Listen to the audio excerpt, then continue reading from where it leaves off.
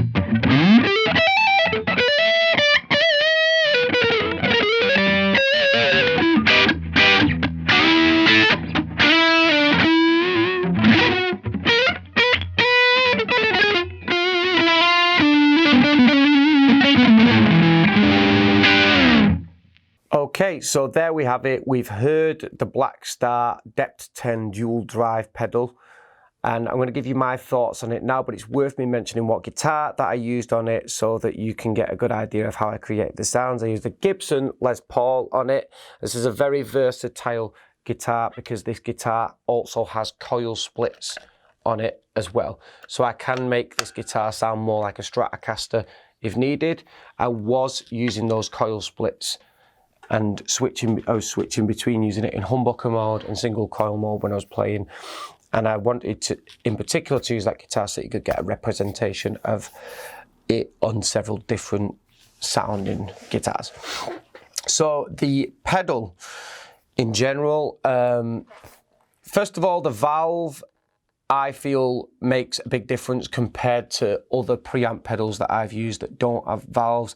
Like, I've used some great ones, but they always sound slightly, like I can always hear that digital sound in them. Yes, I still hear a bit of a digital sound in this. Does it bother me that much? No, but the valve I do feel adds a bit of warmth. Even though I was using this straight, I was using this from the USB into the computer. So this was the recording interface, and I feel like that is a handy feature to have. The cab emulation is very good on it. I found that one of the cabs I wasn't too interested in the sound of, which was the one on the first setting. The one in the middle seemed to be the one that I liked the sound of the most. If I was playing, I would just leave it at that. Like, it would just, I wouldn't touch any of the other cab settings. I would leave it at that. I want a setting where I don't have to touch it anymore. I can just leave it. So that is what I would use. I did notice there is a little bit of a drawback when you switch between the cabs, that it's got like this bit of a suction sound, like when it's switching. However, I would never be switching. I would always stay on the whichever one I choose, which would probably be the center one. I do like this ISF feature on these Blackstar pedals. I can hear the difference between it. I do see what they mean when they say it sounds more American and focused on this setting, and it sounds more kind of British and loose / woody sounding on this setting. I do hear that difference with it. The build quality is really good. It's all metal. It feels all metal, at least anyway. Another one of the drawbacks, as well as the cab suction thing when you're switching cabs, is that the button doesn't have a click on it, so you literally just push all the way down and it's done.